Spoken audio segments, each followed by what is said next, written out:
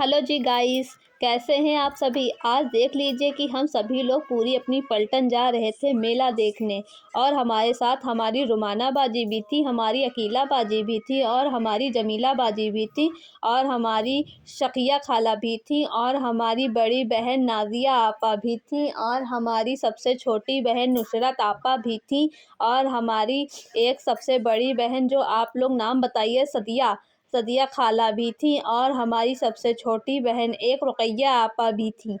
और हम इतने लोग कम से कम 9-10 लोग थे और बहुत सी मेरी अप्पियाँ थीं। और आप लोग देख सकते हैं हम आ गए मेला देखने, तभी उसने जमिया ने कहा कि मुझे झूला झूलना है। वो छोटी सी थी, जिद करने लगी। फिर हम लोग झूला देखने लगे।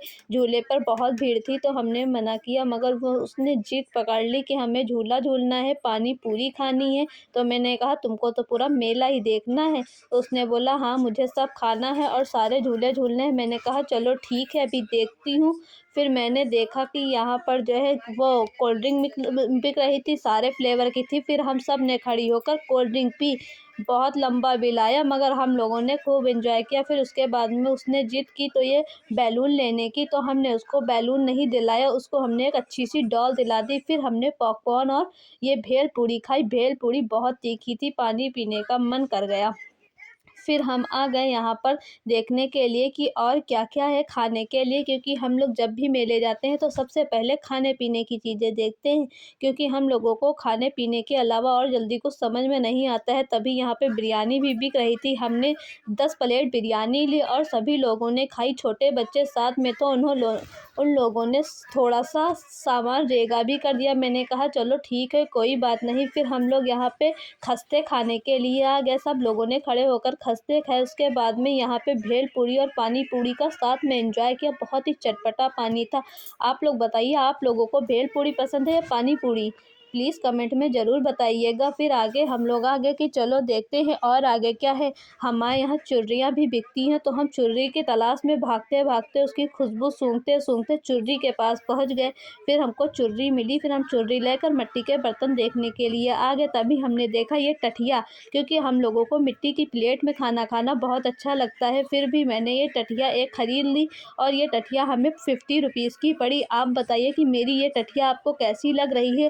और हमने 6 कपें खरीदी। साथ में हमने बेलन को चला कर देखा कि इस पर रोटी बेल भी जाएंगी या नहीं।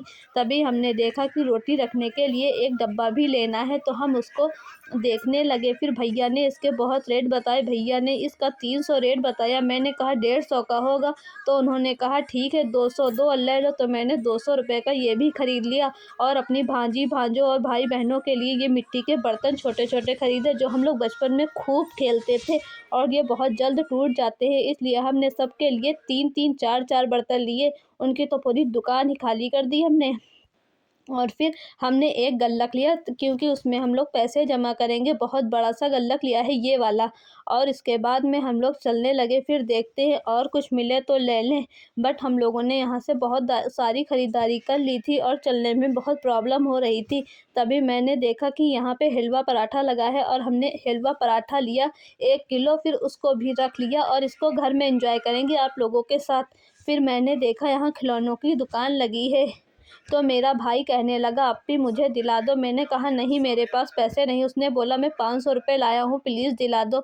तो हमने उसको ये डॉग दिला दिए। फिर आने के वक्त यहाँ पे तंदूरी रोटियाँ लग रही थी। हमने 50 तंदूरी रोटियाँ ली और हमने यहाँ बाहर से सालन भी मंगा लिया।